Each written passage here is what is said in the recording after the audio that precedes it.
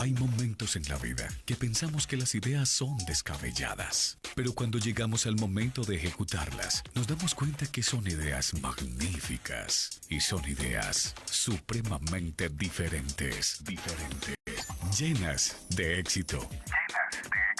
Radiodiferent.com, una radio para todos. Más que informar, más que entretener, más que informar, más que entretener. Radio Diferente, la radio que ofrece más que los demás.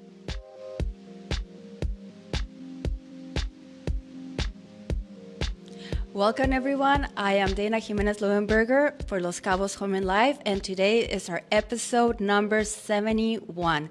We are at the studio of radiodiferente.com in Cabo San Lucas. I was going to say Rancho San Lucas, no. In Cabo San Lucas, and we want to thank Jonas Castro for making all this possible. He is in controls. And so today we're going to have a show. We have a very special guest, Arquitecto Prospero Tapia. How are you? And welcome. Hello, I'm glad to be here and thank you for inviting me. Yes, I have been wanting to invite you since we started the show. You're a very busy man. Yes, most times. Yes, and since I moved to Cabo, I remember meeting you and hearing a lot about your architectures, your construction. So we're gonna talk about how you came to Cabo and all of that. First of all, we would like to thank our sponsors, Cabo Brew and Solaria Los Cabos. Solaria Los Cabos, it's a development up in El Tesal. In the Cabo corridor, it's 96 condos, and we just got that listing from RE Mexico. And so we are there we have an open, like a model that we're there from 10 to 5 every day. So come and join us, and on Sundays we're going to have margaritas, open house. So it's really nice if you can, guys, come and join us. We have some listings started at $229,000 all the way to $545 for a beautiful penthouse with a huge rooftop and amazing views of the San Lucas Bay and the Mar de Cortés. So we'll want to see you there. Okay, Arquitecto, so how long have you been in Cabo? Oh, 43 years. It's a long time and it's been quite a ride. I can imagine, because you've seen Cabo very different, you have seen the changes. Well, Cabo is beautiful, as everybody knows, but this was spectacular before with very few people. When I arrived here, there were 5,000 people. That's it? And that's it. And you could imagine how beautiful it was, that we don't even need pavement on the road because everybody had the patience to wait for the others, and no dust was created, which is unheard of. Okay. No, I was sorry just my code, but I couldn't remember my code. Let me see if I can do it again. I'm so sorry, guys. It's just like sometimes technology is a little bit challenging for me. Okay, now I'm feeling the pressure. Well, while you finish there, I can tell go ahead. Public. Well, I arrived here in '77 in holidays, and I was lucky enough to camp among some foreigners who used to be in the beach, right at Santa Maria Beach. And right among them, I met one fellow who was going to the home, and I had my first client, who asked me to do a design in the only few places that you could do in those days for Americans, who was Cabo Bello. Yes. In those days, Cabo Bello was a project from the government led by Mr. Salas, Licenciado Salas, who was in Mexico City, and he was in charge to develop this Operation Trust, which now everybody is more familiar with that, but in those days was just a project who took maybe 3 years to be formalized. And in Cabo Bello, I had my first assignment, which I come back to do, and I was not even a builder in those days. But it was very few fellows here to do that, and they came from La Paz, I recall. Mr. Angulo, in those days, was the only builder in town. And when they give to my client a price that he could not afford, then I open my mouth and then I say, I could do it for so much. And of course, it cost me more than what I said. But that was the beginning of the beginning. Oh, that is a funny story. But sometimes you just have to take a leap of faith and just go for it. And then as you go, you start figuring out how you're going to make it work. Well, if this situation still happens today, everybody who has contact with the mainland, which they have different prices, when they come to here, they think they can do that in their prices that they know, who was my case, and is the case of many, many people and subcontractors or contractors that I know, which they come with and they give a price to a developer or a client, and then they quit or they cannot finish or they lose money. Well, either of them. but that's a very good point that you're making, especially in the area about construction, because people come down here and they say, why is it Cabo more expensive than if I would be purchasing a property in the mainland, in any place? It's because just to bring the materials here, it adds a cost. Well, and as well the labor. Laborers came from mainland and they are not going to earn the same amount of money what they do there. And when they come with many needs, which they need satisfy. And Cabo is not cheap, as any way you may see it. We have the cement production 1,000 miles away in Ensenada, or across with the ferry, from Sinaloa. So on many other materials, they need to come freighted out. So therefore, all things are more costly here than mainland by quite a percent. And most developers and clients, they tend to believe when someone say that they can do it cheaper. And so that starts the operation of many that they may sympathize what I'm saying, which they have to change builder and procrastinate their finish and stuff of that nature. I absolutely agree, and that is very true, because sometimes people will look at the cost and they're looking for a lower cost, but don't understand all the things. Because like when you come to Cabo, when I first moved here just full-time 10 years ago, you have to understand a lot of things that happen here locally. And one of the things that I have noticed is that there's some developments coming from the mainland and building as they would be building back in the mainland. Not only, and this is what my point is, what I want to get at to it, is that it will work somewhere else in the mainland. But Cabo, we have hurricane season. And you see like, oh my goodness, that is not going to... Like that is not for our You're making a very good point. Unfortunately, now they are getting better, not exactly what we need, but much better than before. The windows, which are very fragile for the storms. The aluminum industry in Mexico for many years they didn't invest in making good products against hurricanes, and then they use. Even to this day, they have improved somewhat, but not the whole line of accessories that you might need to provide a good window against storms. And those windows are very expensive, unfortunately. They are, but at their long run, it's better to have good quality at the beginning than any storm, any wind, and then you have to be replacing them all the time. Plus the damage that causes inside your property. But for certain area of cost for homes, they are unaffordable. They are beyond the range of what they can put together. Therefore, they need to have some plywood or some other source, some netting or some other source of protection to put in front of the windows, because those other windows that I mentioned, they are very expensive. They are 3x, 4x, or 5x from a high price. And those windows, they cannot be afforded by everyone. Oh, of course, but also a lot of the not the quality of the building, because they're good quality, but just some of the designs that I've noticed. Like if you get a lot of water, it's just gonna come inside especially some of them, they have rooftops with the stairs just coming into the condo. You see that there is gonna be an issue with all the water coming in. Well, certainly. Even Frank Lloyd Wright had some leaks. Therefore, here we are in an area where every so often rains, and people get a little careless about it, and then when the water comes, it shows you where you were lacking. Yeah. Water has a way to show you things, without a doubt.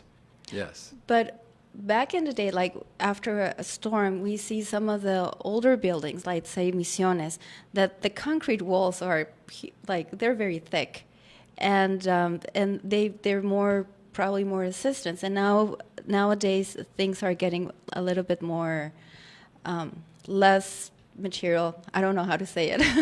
Fragile. More light. Yes. Well, doesn't really matter if it's light or very thick walls or of that. As long as you have some good protection created for your walls, it's going to be okay. But it needs to be structured. It needs to be prepared for that. Something I'm going to share with your audience is in those days that I arrived, and this is very important because it's still happening today to different matter. Okay. The regulations here were pretty lax.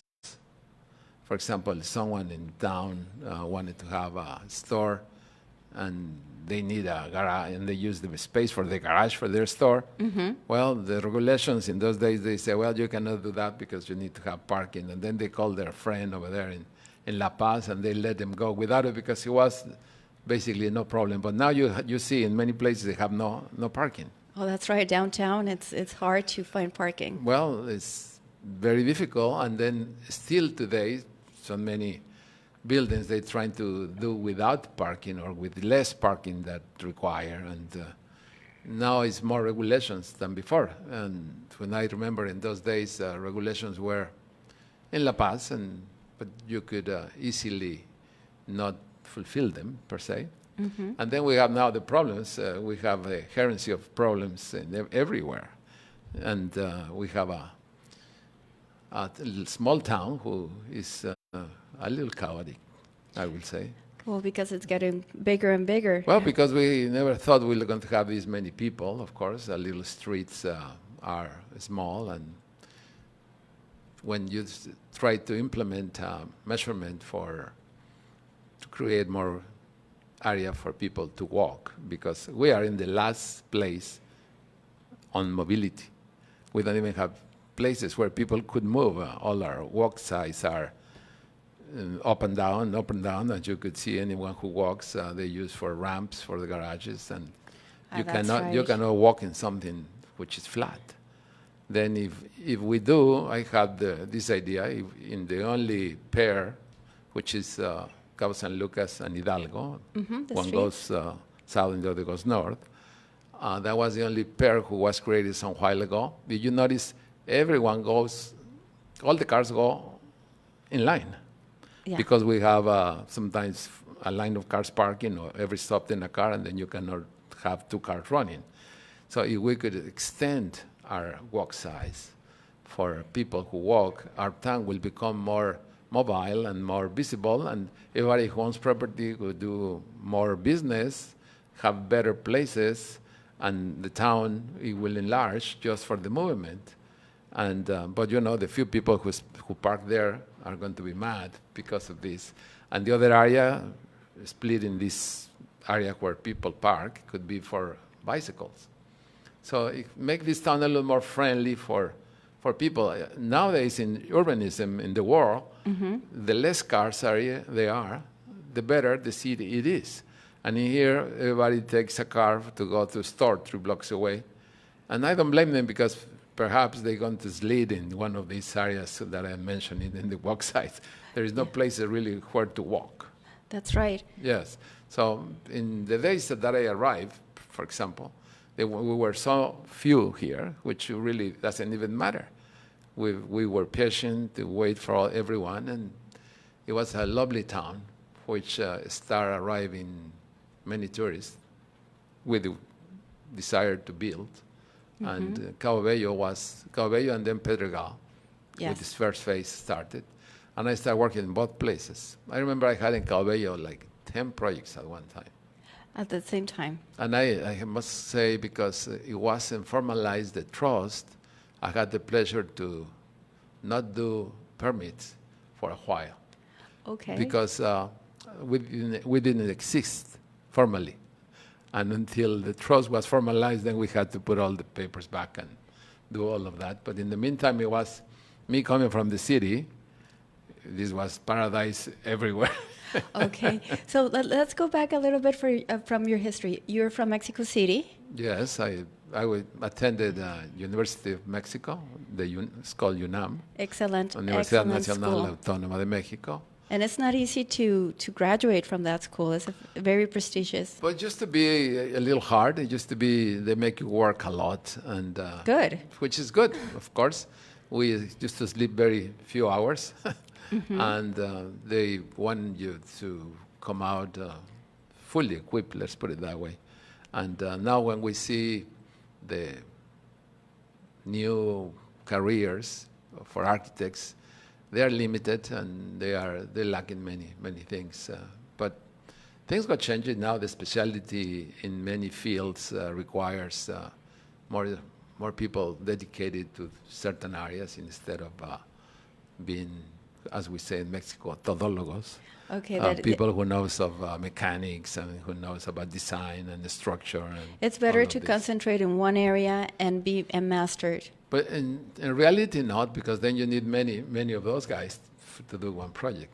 So you need one who understands and could direct other coordinators exactly where you want the project to be, because it's very important to understand how structure and mechanics are going to work for you to fulfill with a project which is aesthetically pleasing. Okay. Yes. And when you were in school, what was your favorite subject in architecture?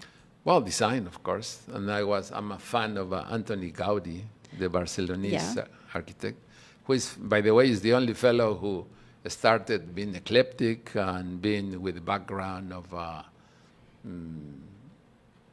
fellow who was with the arts, who was able to create a movement, a design movement which is dynamic, and still to the day, few could compare with him, or I would say no one. He was a mystic in architecture.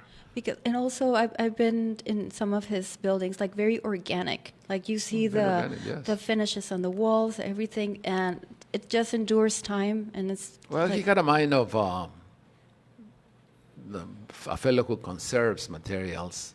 So he invented a style they call troncadis, the one made with the pieces of colors of tiles, broken tiles, because he did a house for industrial, which had many leftovers, and then he took them and started with this style. He used to do this in the Paseo de la Gracia, Casa Bajó, in the top, in the roof, is finished with a monster. This monster in the top, he has big basins that the artisans cannot solve, but he used them there. So he was a fellow who was using everything who could not be used and incorporating his projects. That monster, by the way, we don't start in that because we don't finish ever with that, but it's the Psalm 140, 150, which praises God with architecture. Gaudi was very mystic, and his aim was to praise God with his work. So doing that is one of the best aims that we could have, because we do the best service, not looking at men, but looking to God. Then we deliver, and at the same time we work, we create praising to God with your work. And you are not in church. You are somewhere in the field. Yeah, and because I would imagine that Gaudí, being also an artist, would get some inspiration, maybe from mystic expression. Mystic expressions. He was, as everybody might know, the Sagrada Familia. He's, all the towers were still 7 lacking even today. And still not finished. Well, because he was Catholic and he was representing the 12 disciples. Okay. The Virgin and Jesus, so the biggest tower. So everything has a symbolism. In that facade is called the Nacimiento facade, one who details the born of Christ, the arrival of Christ to earth. And he was very mystic for everything, every one of his buildings that I had the pleasure to visit, because I went to Barcelona, who was his house, basically to learn from him about concepts. So you went to Barcelona as an architecture student? No, for my own account, for research and investigation, and to see what he did. And I did that for many years, and until I became Christian, I understood fully his motivation. Very interesting, because that was another subject that I wanted to talk to you about. You're a pastor here at the church. It's called Vida Nueva. Well, in fact, we are an association, a civil association, yes. Okay. Yes, and which we promote through the teachings of the Bible, the better morals and ways to live. Yes. So, but we use the Bible. Mm-hmm. Yes. Because I remember, I think it was like 2010 that I attended a couple of services there.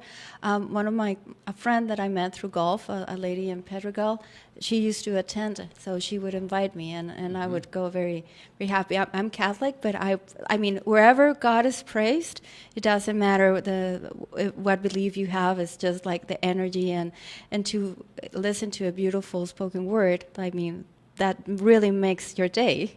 Indeed, and as I was saying, if you work with the right perspective, then you ended with a very good work. So you don't have to exactly work for the man, you need to work for the best that you can give. So may God be praised. Exactly, So, looking for excellence in everything you do.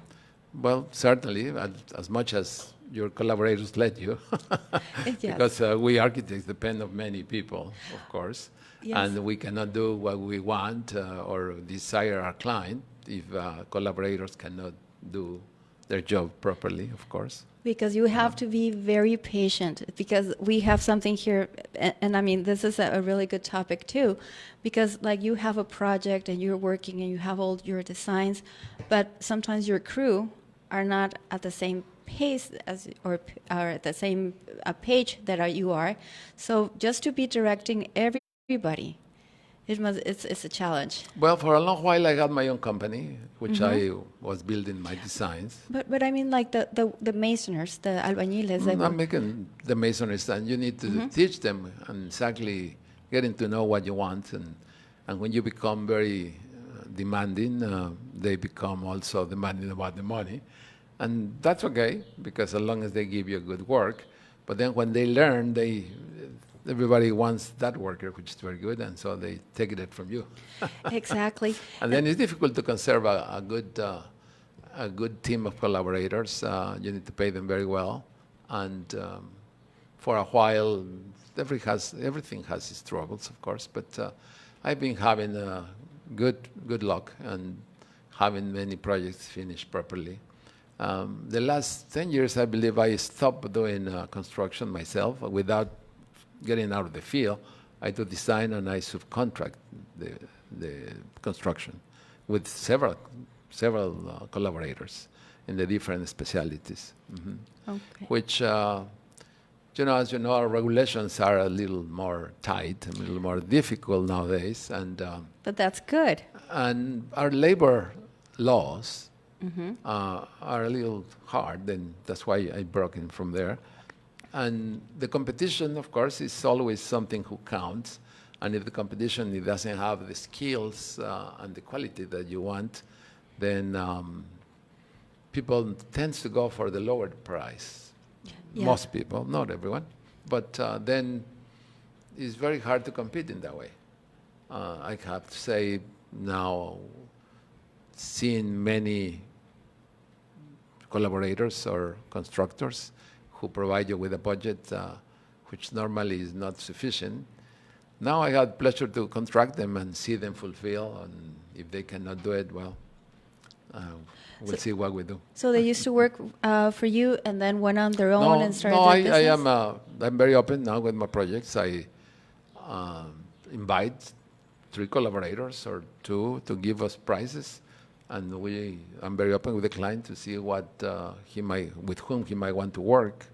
I make sure that I show where the areas are hard or difficult or impossible to do in those prices.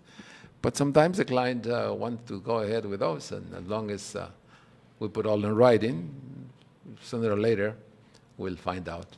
Yeah, and when you give a quote, you have to be very, very clear about everything because, like, I work with a lot of clients, and then I bring them close to architects, and then everything has to be in an item. So if they want something added, well, they can just go and check it. It's very clear.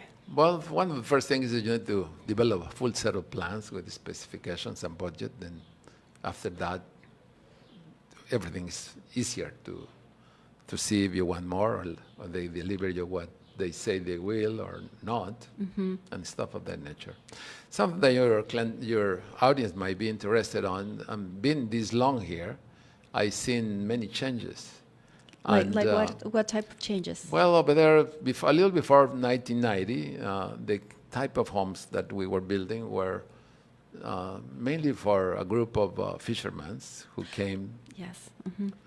Mainly with no wives. Perhaps one or two wives here and there, but not exactly as today is this touristical place used. And then in 1999, it was a big change when the golf courses were created and other different amenities were provided. Then the ladies start coming.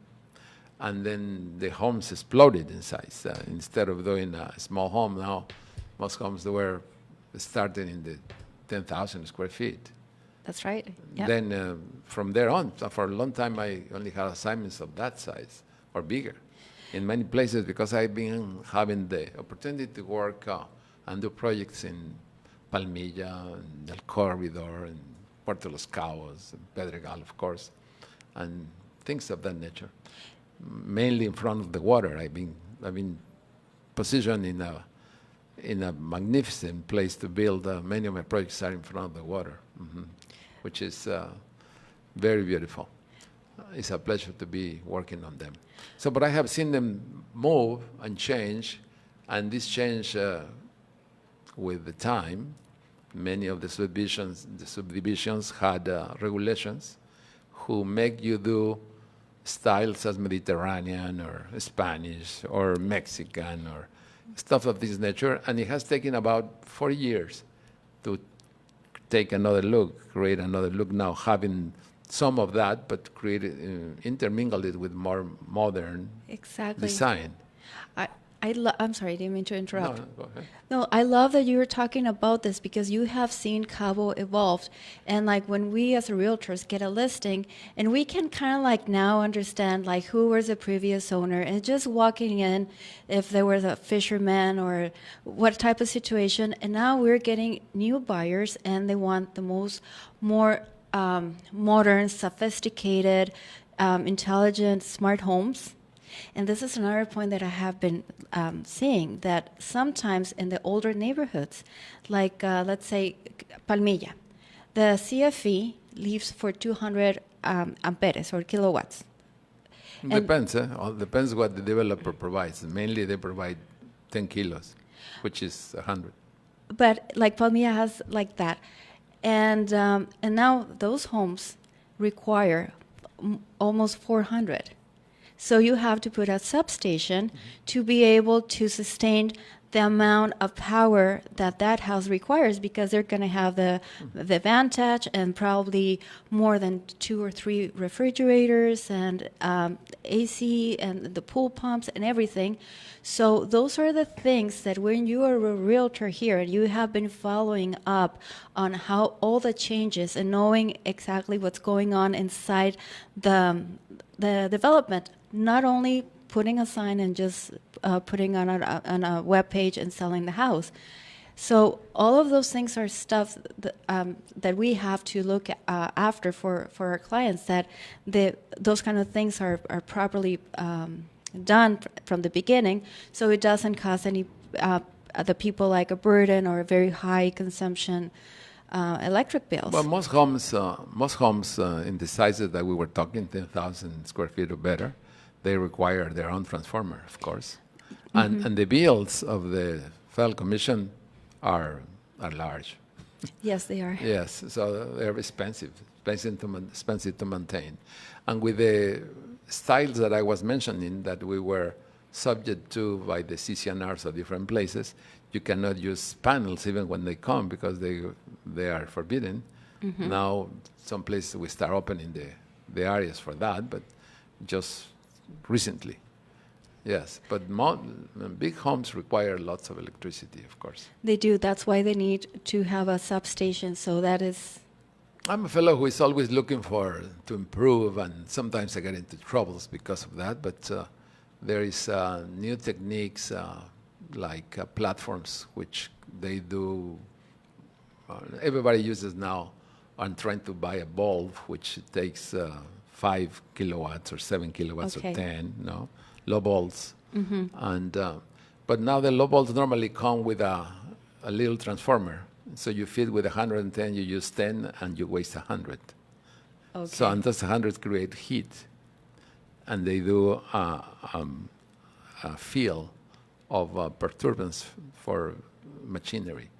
So basically, now there is platforms where you could do all lighting in low volt feeding, but it takes lots of accessories, which they need to become more popular in order to be common and easy to use. Now it's a pain in your head sometimes. Yeah, but going back what you were saying, yeah, the profile of the people buying here in Cabo is changing. No, the profile has changed a lot. Certainly, those homes that I mentioned in those days, then they became every time, at least in the most sought-out developments, more demanding, and they wanted to have big villas with all services. And so I've been having the pleasure to serve those guys, and many of them, and do large estate homes. Yes. And you mentioned, yeah, I know some of the homes you made, and you have built in Pedregal and other ones. You have one beautiful in Puerto Los Cabos. In Palmilla, we have one next to the Hotel Palmilla now for sale. In fact, it's called Bahia Rocas. Oh, that's a gorgeous property. Yes, yes. It's I'd say people has become more demanding, and the good thing from Cabo is many people with very affluent, with deep pockets, they come over and they love Cabo and they want to have their place. Everybody that I have spoke to in 40 years, they choose Cabo because it's weather. Yes. The weather is fantastic here. Even some people like heat, but I don't. But many people even like heat times. You know, one time I was at Querencia at the golf course, and we met this gentleman, and I'm always very curious person, and I'm asking him, like, he's owner of a huge company, like, if I mention the name, it's a whole household name. And I asked him, how did he choose Cabo? And he said, like, I could take the globe and analyze it. And Cabo, because we are in the desert, but we have the ocean, so I can be in front with facing towards the ocean, and in the back the desert. That there's not a lot of places like that, and also because of the dryness of the weather, there's a lot of less problems with bacteria, and yeah, we have like some nasty spiders and scorpions, but not as bad as some other places. There's more like a jungle, more humid. So that was one of the reasons he said that was why they chose to buy in Cabo. Visitors are very well traveled, and then they choose Cabo because of what you said. And then taking that, we have taken in our designs for the villas the concept to provide a very open spaces who are attached to the scenery in the front, and we create scenery in the back, so that you could be feeling that you are camping in Africa, but with your own things, not to be moved. And then this feeling of freedom that this kind of proportions and the proportion and the layouts create is magnificent. It's like people arrive home and they forget about their whatevers, and nowadays things have changed more because now homes are fully completed to leisure. So it's very different to design a home somewhere in some city, in States either, or here, or in mainland, than here, because people here don't come to work. Most tourists, they don't come to work. They come to have a leisure time. Then you need to create a home who do that. And when you create a home with these characteristics, it's quite different than a home for when a family is working and away for 8 hours or whatever. Here you are in the home present and having friends and having this and having that, and it's the other kind of things. It's a full panorama, a different panorama. Like in the layouts of some of the big villas, people come in and they ask me as a realtor, it's like, why all of them have like a little casita? It's because you're hosting a lot of people. When people know you're buying a property here in Cabo, you're going to get a lot of visitors. You're going to get friends and family like you have never heard from them a long time. They're going to come, hey, I've already booked my tickets, or can I come? Yeah. Well, in fact, this brought me to mind some clients that we had with a home for them, and they had like 4 bedrooms. They were from Dallas, I believe, and there were many visitors. And the lady was complaining that when they came, they want to be attended by her. And she ended being attending them because they were not even good to go for water. And then this was so drastic that we did a second home for them, only with 1 bedroom. And when they visit them, said they can go to the hotel and come here one day when we invite them to dinner or whatever. Yeah. If it came to that, it's a magnificent home in the cliffs of Pedregal, but it has 1 bedroom. Now I remodeled it and we put another 2 or 3 bedrooms because it was sold. The original owner only had 1, and an area for media room or some other thing. That's another big thing now, the media rooms. Oh, there's a while since that. Since 1991, we have done media rooms, large media rooms, to,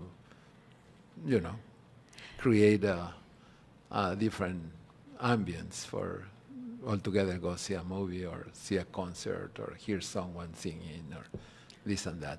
Mm-hmm. Yes. Yeah, but that happens. Also, it's very interesting that when somebody purchases a property here or builds a property, how everything changes, because like they're coming to a foreign country, then you have all like where we were talking, that they get all of these people visiting. I sold a house to a friend, and she was saying, I'm so tired. I just go back and forth to the food store and cooking. So now what they did is that they hire somebody to do breakfast for them. Yes. Comes in, everybody from this time, like from 8 to 10, people can come down, have breakfast, and then they just wrapped everything back. So where they're just hanging by the pool, they can come and grab a snack, some guacamole and chips, and just make plans for dinner, like reservations. But it's a different lifestyle. Yes, and something that might be interesting for your audience to hear is our clients are so demanding that, and they used to different style of lives in the States or Canada or elsewhere, which they want to bring it here. So sometimes we bring many products from the world to put together a project here in order to, and then, if things are done right, they look beautiful. They look outstanding.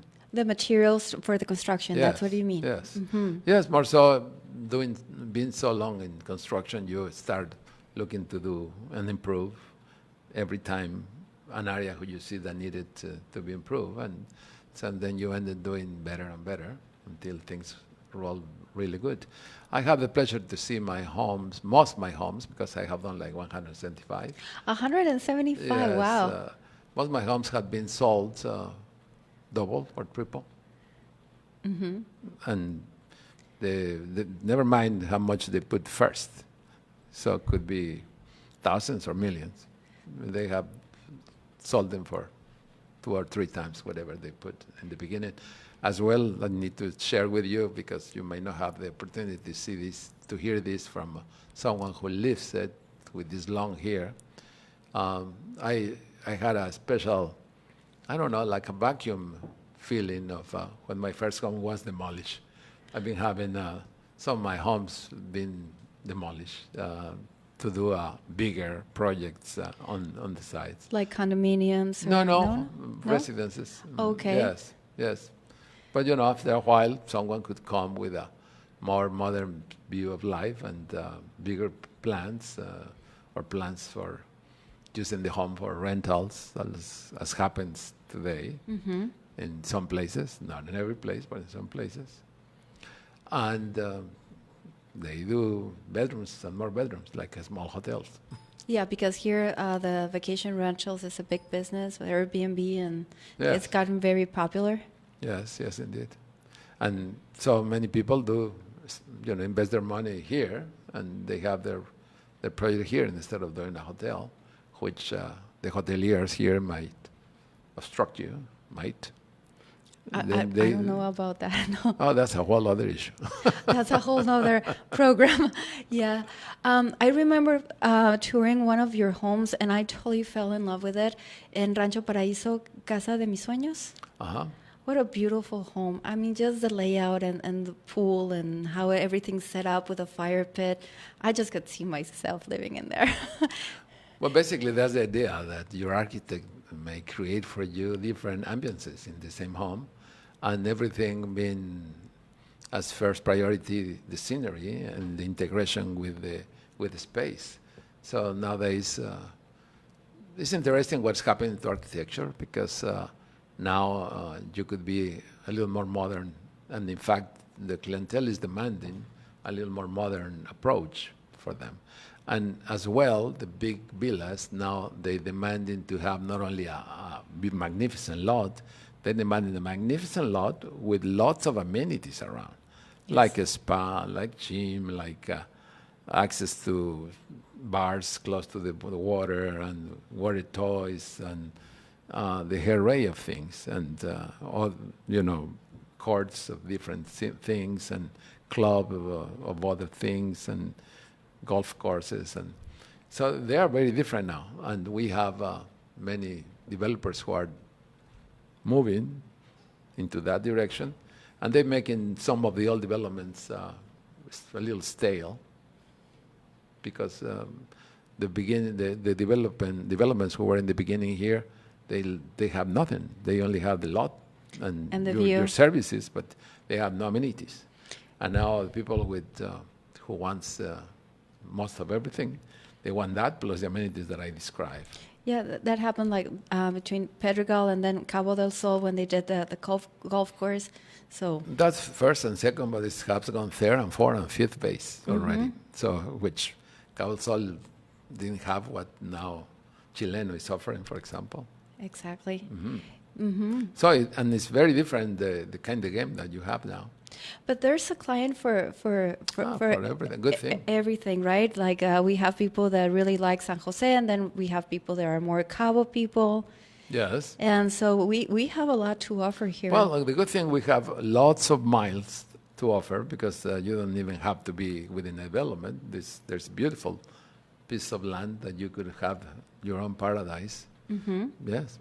So we had also the opportunity to build a home who is fully in Zacatitos, who has no electricity, is out of the net. Okay. So who is fully fed by panels That's on the Eastcape. in the escape, and don't even have the water. We have to do a well, and we have our own filtration and our own water treatment, and the works. Well, everything's growing fast to that side. Well, Zacatitos is like a hidden place. It's a secret here, because you still see the stars over there. Oh, because in the you don't night. have all reflection from the But city. you are out of the net. You have no electricity, which is good. Yes. You end up living. Well, you have all services provided. Otherwise, you enjoy a lot to be there. Yeah, because we used to take the racers and go through Zacatitos, and there's a really good restaurant there. So, but I've never been at night, so I take your word for it. Well, nowadays, many of aspects of as an architect. Here, I belong to the College of Architects. Yes. And we are, since quite a while ago, we are quite active, trying to help the government as much as they let us in different areas, because there is lots of situations here, of course. Yes. And but being now a very strong group of fellows, we are correlating with many dependencies, and seeing what we can do with the problems, and being a pressure for the authorities, which sometimes they need this kind of help. Yeah, and in to order make do make proper. better for everyone. I just wanted to also mention about in your team, your two daughters work with you, right? No, they used to work with me. I have the pleasure to have two architect daughters. Oh, they're beautiful. I know them very well. One of them is working, both of them work for me like for 10 years. Cynthia and Alejandra. Yes. And Cynthia is still working by herself now. And she does interiors mainly. She loves to do remodelations and interiors and that. She works into that area. And the other daughter is with the husband. The husband is an artist, and then From Spain. He's from Spain. He's an for amazing a while artist. She's helping him. In his gallery. Yes, in the gallery. They have a nice gallery art. Very talented artist. Yeah, but daughters, not because my daughters are very talented. I got the pleasure to meeting them, and I was an instructor for new real estate agents, and they also started in the real estate, but their strong asset was architecture. Also, interestingly, in all these years, I've been participating in different, putting some of my homes to participate in some contests. And I put a couple of them different years in the international contest in San Francisco, California, in the Golden Bay Area. No. It's in San Francisco. I remember the name of the contest. Es la Pepita de Oro in Spanish. Like the Golden Nugget. The Golden Nugget. Thank you. The Golden Nugget project competition, and we were awarded with the Merit of Awards in the two different times that we participate.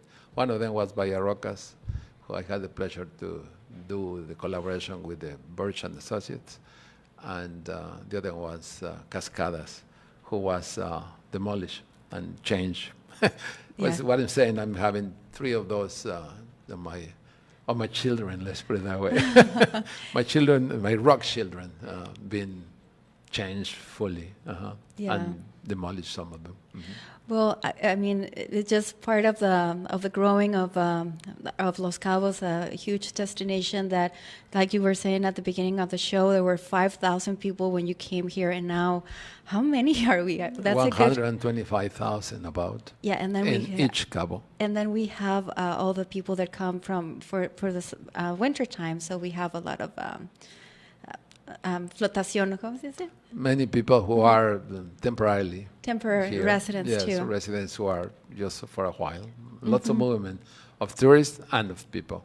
Okay. Yes. And Villa La Roca, that's the one that is by the one and only hotel, right, in Palmilla? Right next to it, yes. And that, I don't recall the price for that listing, but do you recall? It's high. It's in the 2 digits. Like numbers. 35 million? Something in that $1 million. I want to do a show there. Maybe you can help me. It is a fascinating property. Yes, it is. But you don't have this kind of clientele most times.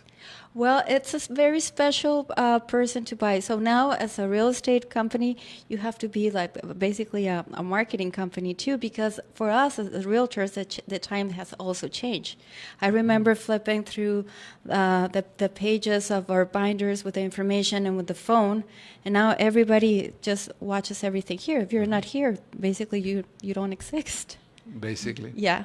No, that's true. Everything has changed. Yeah. Yes. And well, bringing content and another thing that is very important for us in Los Cabos Home and Life is to people like you that have been in Cabo and have built Cabo and the history of and are part of the history to come and to share with our audience all the special things that some of us don't even realize how everything was. Before we got something interesting. Yes, absolutely. I leave you with is. Where I live, it's in the side of the town, yes. Which a long time ago, I said we built a place with different stores and condominiums. This is going to be a place for condominiums. Nowadays, you can see the area in the hills of the west of Cabo, yes. Where is the antenna on this side, the side of town. It has become many building rises. That's going to be that area. And then I had the opportunity to build. Design and coordinate subcontractors in a building in San Jose, a modern building, very modern building for offices. And that's in Malvarosa. Yes. in the area of San Jose, the left side of the highway. And my plan is to change that area to do a financial district that we don't have. And with that kind of building, now is the indication for others to go that route. This is 40 years after designing homes on the CCNRs and even changing some of them or so, whatever. This was a totally radical change. I did a building with glass and very ultra modern. So that's the next step. No, that's already finished. Oh, that's done. Yeah. The one in Malparrosa, but the Yes. financial district. Well, hopefully this building affects this area to make it a financial district. Oh, but So that we don't would be have. But very- you know, architecture and we the architects could impact positively a place or bad. But if you impact it properly, then the area moves towards the destination, Exactly. which is good. Yeah. Yeah, perfect. So we're coming to the end of our show. How can people contact you? Oh, we have an office. We have a web, Tapia Architects at gmail.com. Okay. And we have a cell, 624-147-5379. So we are still working, designing, and we do big designs, small designs, whatever. We enjoy to do what we do, then always looking for something. And you're still part of the board of El Cielito Rancho Paraíso. That's a beautiful neighborhood in El Tosal. Yes, I do the revision. I am the director of the architectural team there, and so we review plans in order to make them happen as everybody is expecting them to happen, Yeah. and not blockading views and that, because people is very jealous of their views and very And very strict building codes, and that's good. yeah, strict building codes now open a little more towards changing a little bit. You know, it really needs. After 40 years or 30 years, you need to review your CCNRs, but that's a whole process of Yeah. things. Mm-hmm. Well, we have a house there that's pending, close to be closing in at the end of July, and so the new owners are going to be very happy to be part of Rancho Paraíso. Good, yeah. When you fulfill everything, the expectation of everyone is to the certain point, everybody's happy, of course. Okay, Yes. perfect. Arquitecto Prospero Tapia, thank you so much for sharing your knowledge, your background here in Los Cabos. I really appreciate it. And to our audience, I hope that you have enjoyed all of this program. And I want to remind you that we are going to be in Solaria Monday through Sunday from 10 to 5. So come and visit us. I'm Dana Jimenez Leuenberger for Los Cabos Home and Life. Thank you for having me here. Thank you.